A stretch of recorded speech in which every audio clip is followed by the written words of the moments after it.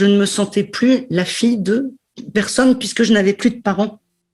Mes parents, c'était papa et maman. Et effectivement, une fois qu'on les a plus, oui, on a l'impression que vraiment, on ne devient plus personne. Puisqu'on n'est plus la fille de personne, on n'est plus personne. Cette voix, c'est celle d'Isabelle, que vous avez entendue dans l'épisode sur la culpabilité. À la mort de sa mère en 2009, Isabelle a demandé à son père de venir s'installer près de chez elle, pour qu'elle puisse s'occuper de lui. Quand son père est décédé en avril 2020, sa mort a éveillé des sentiments ambigus pour Isabelle. Ouf, il était vieux, très vieux, il avait 93 ans. Mais zut, il aurait pu, et tout le monde le disait, il pouvait très bien, il pouvait être centenaire, quoi. Et j'avais beau savoir qu'il était affaibli, qu'il était plus en possession de tous ses moyens, qu'il me reconnaissait plus, qu'il savait plus qui j'étais. Ok, d'accord. Ça me faisait mal à chaque fois que je le voyais d'ailleurs, mais j'avais encore envie qu'il reste. Elle a dû faire le deuil à la fois de son parent, mais aussi de la relation d'aide qui s'était installée avec lui. C'est ce qu'elle nous raconte aujourd'hui.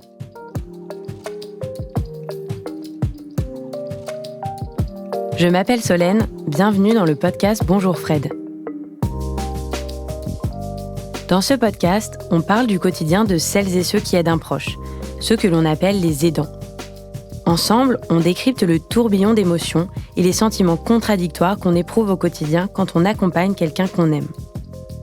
En bref, on essaye de vous apporter des coups de pouce pour que vous puissiez donner des coups de main. Dans cet épisode, on va parler de ce qu'il se passe lorsqu'après des années d'accompagnement, la relation d'aide s'arrête.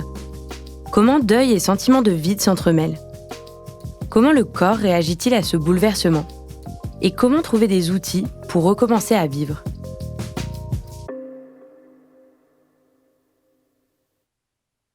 Isabelle a grandi en étant très proche de ses parents adoptifs. Quand la santé de son père décline, c'est tout naturellement qu'elle commence à l'aider. Elle cuisine pour lui, s'organise pour le ménage et surtout, elle lui tient compagnie. Tous les deux peuvent passer ensemble des heures à bavarder ou simplement à regarder la télé. En 2019, après un diagnostic d'Alzheimer, son père s'installe dans un EHPAD en Belgique. Et au mois de mars 2020, Isabelle reçoit un coup de fil. À cause du confinement, les visites sont désormais interdites. Horrible. Donc, c'était juste avant le premier confinement.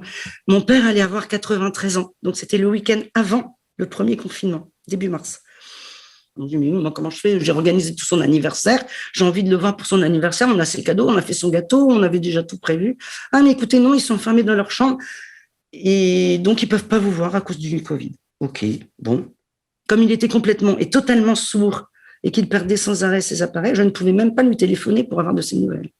Et il faisait pas de trucs visio où on aurait pu mettre des petits panneaux devant lui. Bon, ok. Et puis, une semaine après, on téléphone, on me dit, votre père a été testé, il est positif. Le père d'Isabelle, positif au Covid, n'a en principe plus le droit au contact avec l'extérieur. Mais l'équipe de l'EHPAD autorise tout de même Isabelle à venir lui rendre une courte visite. J'avais eu la chance, cette semaine-là, je tombais sur la bonne équipe. Donc déjà, le lundi, on nous avait appelés. Sa chambre était au rez-de-chaussée, il avait une grande fenêtre, donc on a pu le voir, lui mettre des petits mots à travers la vitre pour lui dire qu'on pensait à lui. Et le mercredi, l'infirmière m'appelle en me disant, madame, venez tout de suite, parce que il va mourir bientôt là, ce soir ou demain.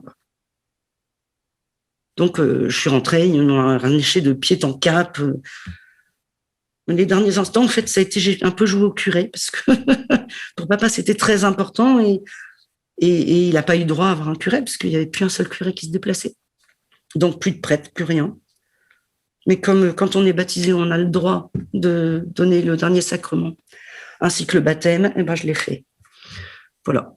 Je ne sais pas s'il est parti apaisé à cause de ça ou grâce à ça, mais je l'ai vu, je suis restée 1h30, 2 heures avec lui. Et je savais que je ne le reverrais plus jamais derrière.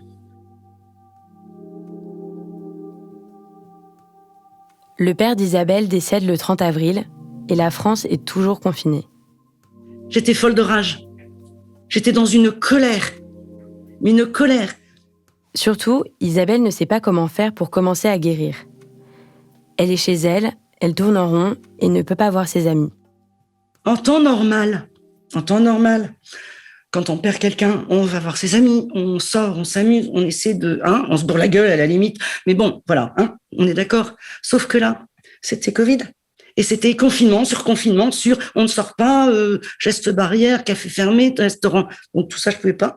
Moi, je me suis mise à fond dans les démarches administratives et Dieu sait qu'elles sont compliquées en France et en Belgique et entre les deux. Parce que je crois que mon père est mort donc il y a plus d'1 an et on vient tout juste de commencer à finir les problèmes. Hein.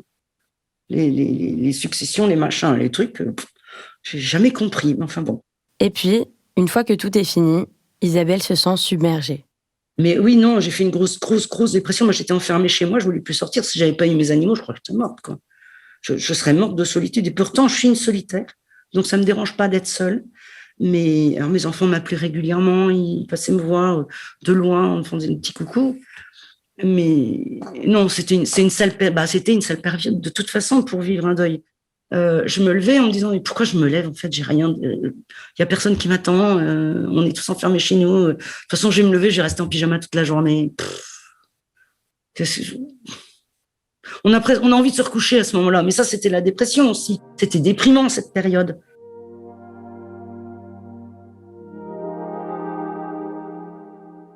Quand un aidant familial qui était extrêmement impliqué dans l'accompagnement de son proche et du jour au lendemain, sans activité d'aide, c'est évidemment un grand bouleversement, une situation de vide importante. Judith Mollard est psychologue et psychothérapeute. Elle est aussi formatrice et travaille notamment avec d'anciens aidants qui souhaitent devenir bénévoles.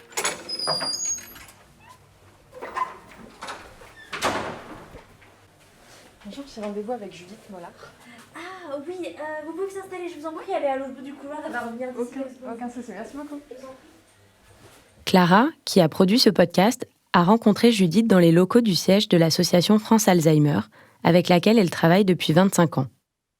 C'est évidemment difficile pour l'aidant de faire face et de réorganiser son quotidien parce que finalement tout était, ses journées étaient rythmées par les aides à apporter à son proche, les démarches à effectuer. C'était aussi pour certains, avoir la présence quotidienne d'auxiliaires de vie, d'infirmières, de kinés, donc aussi une vie sociale finalement, alors réduite au champ des professionnels de l'aide, mais c'était quand même toute une organisation et qui s'arrête. Judith m'a expliqué qu'après une longue période d'aide, la perte de son proche peut susciter une multitude d'émotions. Face à cet arrêt brutal d'une routine bien réglée, le cerveau réagit de manière différente selon les personnes.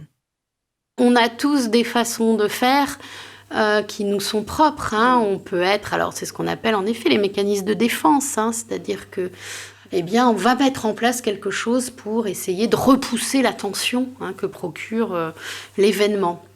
Donc pour certains, ça va être de bouger dans tous les sens, comme d'être dans une fuite en avant, d'agir pour ne plus penser. Pour d'autres, au contraire, ça va avoir un peu un effet de sidération et de procrastination, comme si le temps s'était arrêté. Je lui ai aussi demandé comment le deuil de son proche se mêlait à cette myriade d'émotions provoquées par l'arrêt de la routine d'aide. En particulier dans le cas de la maladie d'Alzheimer dont souffrait le père d'Isabelle. Souvent, dans la maladie d'Alzheimer, les aidants peuvent dire que le travail du deuil il s'est fait progressivement. Parce qu'on a déjà fait le deuil des activités qu'on pouvait partager avec son proche. On va plus au cinéma ensemble, on part plus en vacances, etc., etc. Donc, ça a déjà été une succession de pertes, de renoncements. Et souvent, quand la maladie arrive à un stade sévère, on est face à un proche qui est dans une situation très altérée, où il a très peu d'autonomie. Et souvent, les aidants souhaitent que ça se termine. Pas seulement pour eux, mais aussi pour la dignité de leurs proches, en disant « il n'aurait jamais voulu ça », et puis « qu'est-ce que c'est qu'une vie aussi diminuée ?» Moi, j'ai certains aidants qui, finalement, quand ça s'arrête, c'est dans une situation assez apaisée. Là, il y a vraiment quelque chose qui s'est fait progressivement.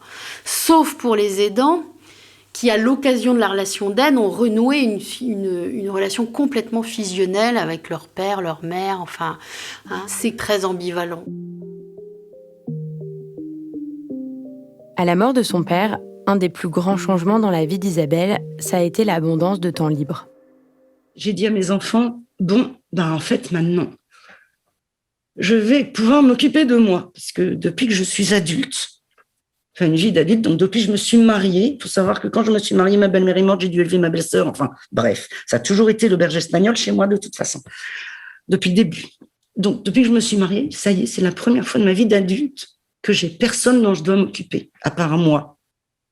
Ma fille m'a dit, chouette, vas-y, profite-en. Sauf que Covid oblige, on pouvait rien faire. Donc, même les associations étaient fermées, on pouvait vraiment rien faire. Et du coup, je me suis dit, mais en fait, j'aime pas m'occuper que de moi. C'est horrible. J'ai toujours vécu en donnant aux autres, en m'occupant des autres. Et là, d'un seul coup, on m'oblige à ne plus m'occuper que de moi. Ah, c'est bien mignon, mais enfin bon, on met pas toute la journée à se maquiller, à prendre son bain, à se pomponner, je sais pas, moi. Il y a un moment, il y en a marre. C'est fatigant. Ce sentiment de ne pas savoir quoi faire de tout ce temps, après des années à avoir eu l'impression d'en manquer, c'est quelque chose que Judith voit chez presque tous ses patients quand ils sortent d'une relation d'aide. Souvent, ce que disent les aidants, c'est qu'ils ne savent plus faire pour eux-mêmes.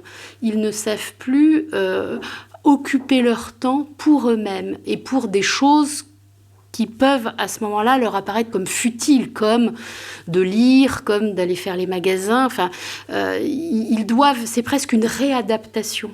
Il faut presque les aider à apprendre à réinvestir pour eux-mêmes. Même si cette période a pu être éprouvante, ce qu'elle explique, c'est que, dans la majorité des cas, l'accompagnement d'un proche apporte un grand sentiment d'utilité.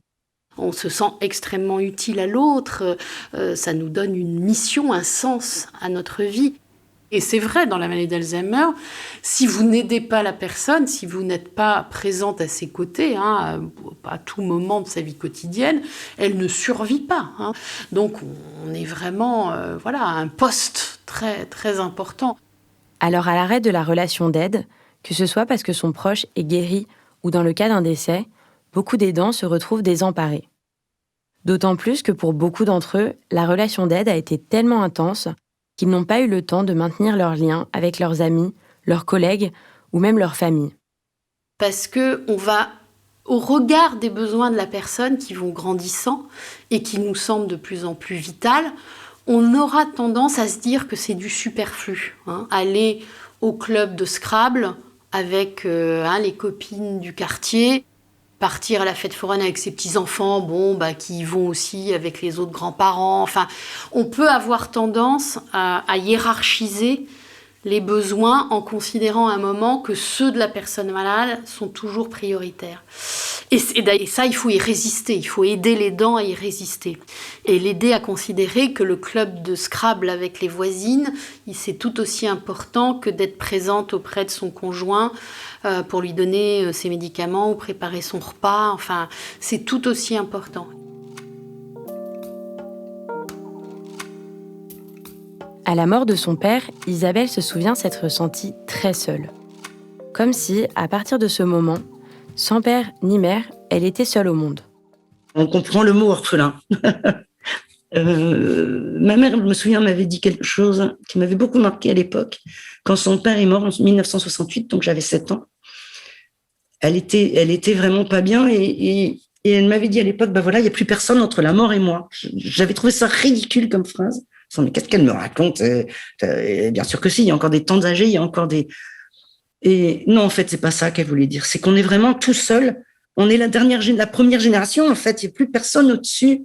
On sait que, on sait que les prochains, c'est notre tour. Évidemment, moi, je pense pas à ça comme ça, mais c'est vrai que quand on perd ses parents, en fait, on perd quelque chose qui vous définit. Même si je l'avais déjà vécu, puisque avec Alzheimer, il y avait déjà un moment où je me disais, si mon père me reconnaît pas, je ne suis plus personne en vrai. Il y a plus personne pour me connaître, me reconnaître. Et puis, c'est quand même les parents qui nous ont élevés, qui nous ont donné toutes nos valeurs, ou nos contre-valeurs, ça dépend. Mais on se sent vraiment seul au monde. Il y a plus personne qui nous a connus depuis toujours. L'autre fois, je me surprenais à dire je voudrais savoir si c'était une histoire de famille. Et là, je suis tombée en larmes en me disant mais j'ai plus personne qui peut me le dire. Il y a plus la mémoire de ma famille n'est plus là. C'est moi qui suis devenue la mémoire de la famille. Et j'avais encore plein de questions à poser en vrai. On dit toujours qu'on devient adulte à 18 ans, enfin bref, il y a des tas de trucs comme ça. Vous savez, on devient adulte quand on a un enfant, on devient adulte. Moi, je me suis rendu compte d'une chose, on devient adulte quand on perd complètement ses parents, ses 2 parents, quand on les a plus ni l'un ni l'autre. Là, oui, on devient vraiment adulte, parce qu'on n'a pas le choix. On n'est plus l'enfant de personne, donc on n'a pas le choix.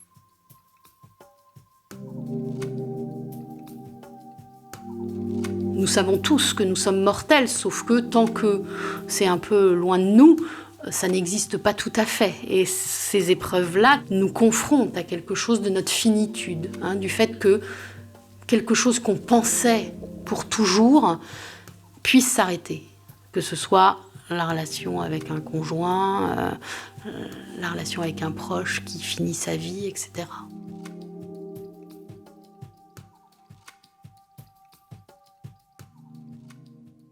Mais alors, comment se relever ?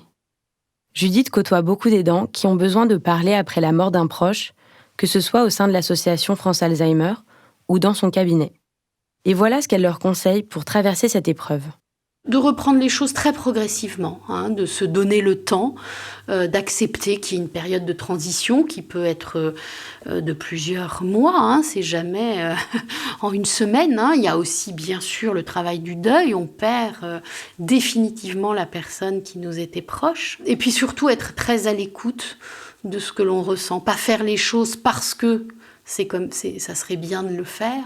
Les aidants peuvent dire, oh là là, mes amis me disent, allez, viens, je t'invite. Non, peut-être que c'est pas de ça dont j'ai envie, parce que ça va au contraire me renvoyer le fait que mon mari soit décédé. Enfin, vraiment de ne pas, d'être très à l'écoute de ce qui est bon pour soi. Est-ce que c'est de manger une religieuse au chocolat ? Est-ce que c'est de marcher dans la campagne ? Est-ce que c'est, vraiment d'identifier ses ressources, en fait. C'est vraiment de se dire qu'est-ce que j'ai en moi qui ne sera pas la même chose que chez le voisin pour faire face à une situation difficile qui m'éprouve, une situation dont je sors rincée quand même, on peut dire ça comme ça, physiquement et psychiquement. Et donc, qu'est-ce que je peux aller chercher en moi ? Quelles sont mes ressources ? Judith observe aussi que beaucoup d'aidants souhaitent continuer à aider sous une autre forme après la disparition de leurs proches.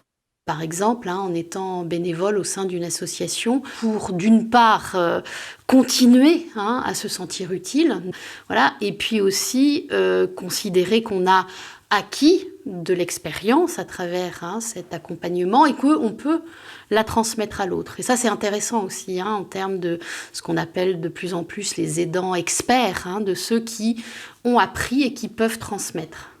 L'association France Alzheimer n'existe que grâce à ces personnes et a été créée par d'anciens aidants. Donc ça fait vraiment partie de notre ADN et encore aujourd'hui, la plupart de nos bénévoles sont d'anciens aidants et notamment ceux qui sont présidents de nos associations départementales. Donc oui, ils sont très présents. J'ai donc voulu comprendre ce que ça pouvait apporter à d'anciens aidants de continuer la relation d'aide avec d'autres personnes. Alors, il y a plusieurs situations. Ça peut être parce que soi-même, on s'est senti très isolé avec peu d'aide. Et puis, on découvre qu'il y a une association qui apporte de l'aide. Et on se dit, moi, il faut absolument que je fasse en sorte que les nouveaux qui se retrouveront dans ma situation ne vivent pas les choses de la même façon. À côté de ça, on peut avoir des aidants qui ont pu bénéficier de dispositifs proposés par des associations et qui se sentent redevables, qui se sentent avoir une dette vis-à-vis de ce que leur a apporté l'association et qui ont envie de donner de leur temps pour payer cette dette, symbolique bien entendu, et puis de remercier. C'est une sorte de don contre don. J'ai reçu et à mon tour je donne. Moi je l'ai vu puisque j'ai fait beaucoup de formations des bénévoles à France Alzheimer. C'est aussi une manière de revisiter son histoire personnelle à travers un nouvel accompagnement que l'on fait en tant que bénévole, donc avec une distance affective qui nous permet d'être moins impliqués émotionnellement.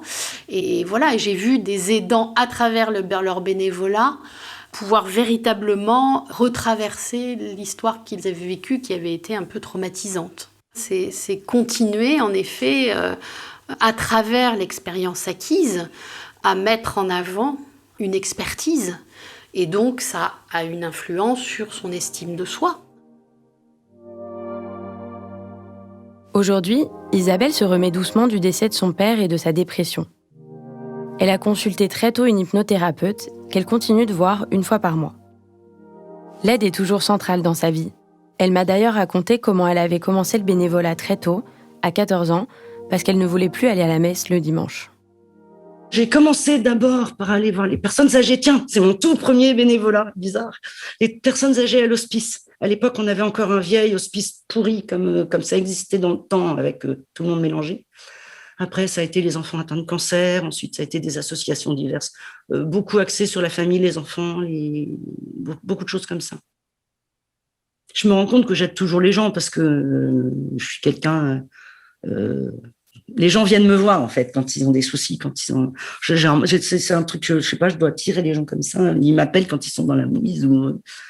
Par contre, j'ai appris à dire non. Oui, cette période m'a appris à dire non. Avant, je disais toujours oui, amen. Quitte à ce que, à l'intérieur de moi, je dis, oh, il exagère. Mais bon, allez, je vivais quand même. Maintenant, j'ai appris à dire non, parce que je me suis rendu compte que fallait aussi me sauver moi.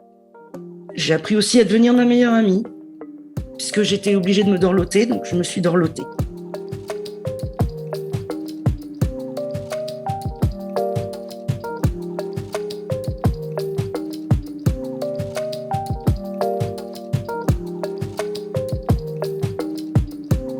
Vous venez d'écouter le podcast de Bonjour Fred, réalisé avec le soutien de Malakoff Humanis. Clara Garnier-Amouroux a mené les interviews et assuré l'écriture de cette série. Clément Bélanger était à la réalisation et il a aussi composé la musique. Merci à Isabelle et Judith de nous avoir accordé leur temps. Si vous avez envie de raconter votre histoire, n'hésitez pas à nous écrire à fred@bonjourfred.com. À bientôt!